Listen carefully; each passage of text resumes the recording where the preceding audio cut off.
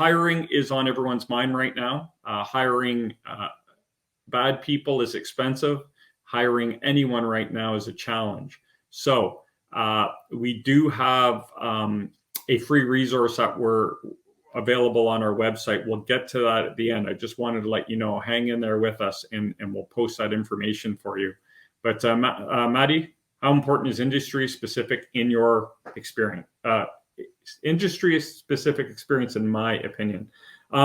Great question. So it depends what role you're looking for and what industry you're in.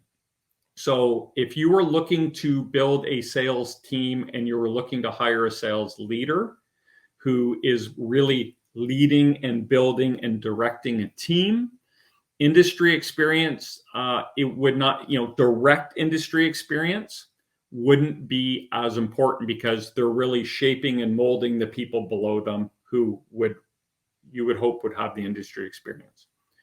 But then we get into a whole different mindset or situation. So if you have an amazing training program, if you have time to hire someone and the money to invest in them, to get them up and running, and knowing that it's going to take 12, 18, 24 months before you get a return on that investment, industry experience doesn't mean anything, because that's what your training program is going to do. That's where you hire for, people that are hungry. You hire to what we would call your avatar, and you find the right person and give them the skills, right? Hire for attitude, train for skills, old adage. If you don't have the time to train or the money to train, and you're looking for immediate impact, then industry experience means a whole lot, because you need someone who can walk in and kind of say, hey, get out of the way. You're standing in front of my phone. I got calls to make. But the differentiating factor is the first person who will come in and learn the ropes and be trained and discover the market, and you're going to invest in them initially, is going to be, they're not going to ask for as high a salary. They're going to be a cheaper person to hire. If you go out and get industry experience, you pay for experience. Experience has value, and salespeople often won't leave at one job to go to another job for the same or less money. So if you looked at it though, and if you were to chart it, the person you hire that's more affordable, we'll say, but you have to invest dollars in them, your price for that person is going to go up. And if they don't work out after 6, 12 months, it's a lost leader. You've invested that money and it's gone. If you hire someone with experience, they're going to come in, but if they're good and you've hired the right person, if you've hired right the first time, that sticker shock is going to go down, because they're going to start rolling, they're going to start bringing money in, and the revenue they generate will offset what you're paying them, and they'll actually be a less expensive resource. So it's initial investment. If your training program's good and you're investing in the right things over the next 2, 3, 4 years, you'll recoup that cost too. The mistake I think people make is, well, we can train them. They say we need someone to have impact.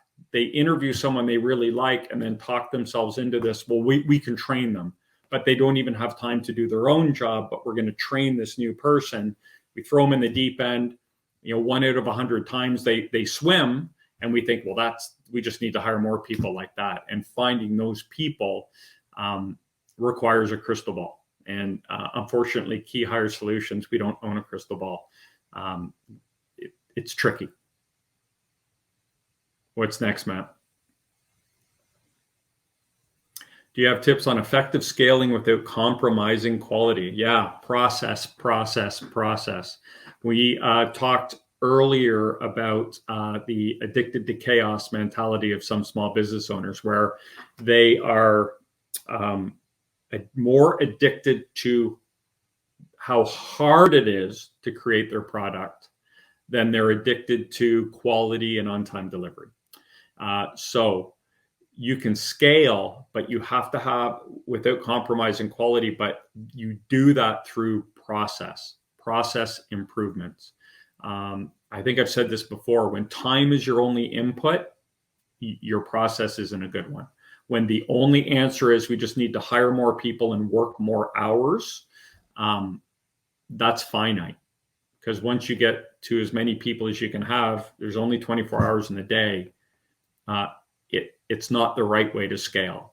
But if you're going to bring in a leader, so if we were looking at operations, we want to bring in an operational leader who understands lean management, then they could look at your organization, lean out the processes, and create a process that enables you to produce more with fewer, or I guess more inputs, but less required, right? Your efficiency would go up. Man hours would go down. Productivity would go up. Lost time accidents would go down. And all of these factors would contribute to being more efficient, higher quality, better production. We have one more, Matt. What are some qualities you look for in a leadership candidate? And so this question seems very simple, but it's very deep, because it all depends on the owner and what they're willing to do. How much are they willing to trust the individual? Do they want meaningful change in their business, or do they want someone who's going to come in and execute on an existing process?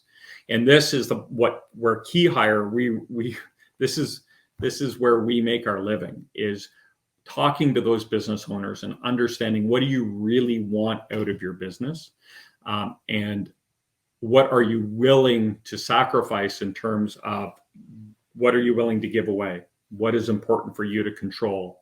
Are you ready to give things away? Are you ready to bring in this leader?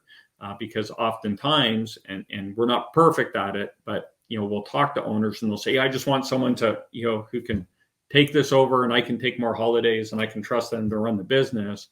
Then you bring someone in who is more than qualified, and they just micromanage them and don't allow them to have influence, or they don't allow them to affect the business the way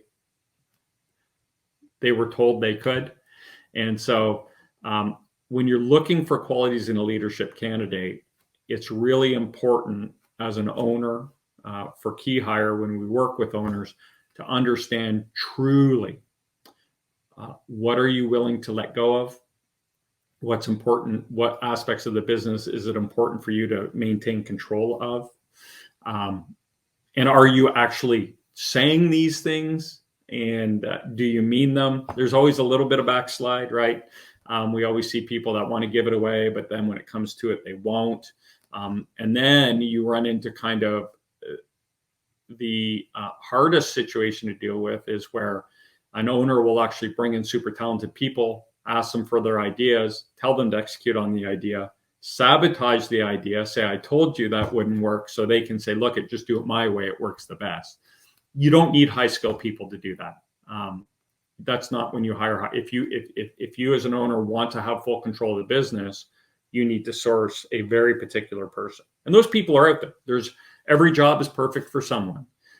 But if you're an owner of a business who truly wants to scale, bring in experts and allow them to flex their muscles and do what they know how to do and get out of the way, that's a whole different candidate. So the answer is, it depends. I can't give you a specific, and that's why we go in and do the work we do, and we have the success rate we do, is because somewhere along the line, doing this for a long time, I guess I was able to figure out that it doesn't matter who you hire until you get inside the head of that business owner and truly understand what do they want to accomplish with the business. And I think that's it. That takes us right till about 2:30. So, Maddie, let's let them know what we have going on here. So I talked about a hiring resource.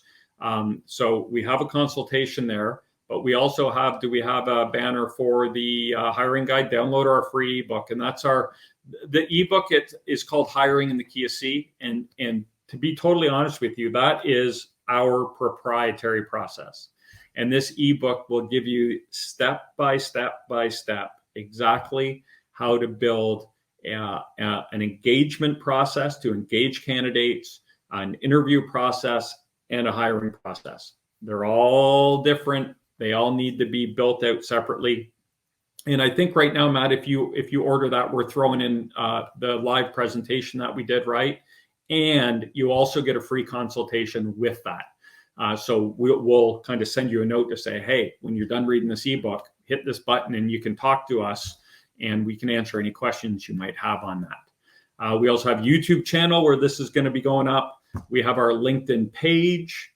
There's our YouTube channel. We have our LinkedIn Key Hire Solutions page. Follow us on LinkedIn. This is where we put up all of our information and keep everyone up to speed with what we're doing. Did I miss anything, Matt? And if you want that ebook, go to the website, and when you scroll down, there's a button there that says download our ebook. Yeah, there it is. Go to keyhire.solutions and click the button that says download our ebook. Other than that, I think we're good. I want to thank Joey again. That was incredible. I knew when I met him, he was a true pro, and he has proven me right for a year now, which is awesome. I appreciate that. So we will see you in 2 Wednesdays from now. Stop struggling, start scaling. Thank you, guys. Talk soon.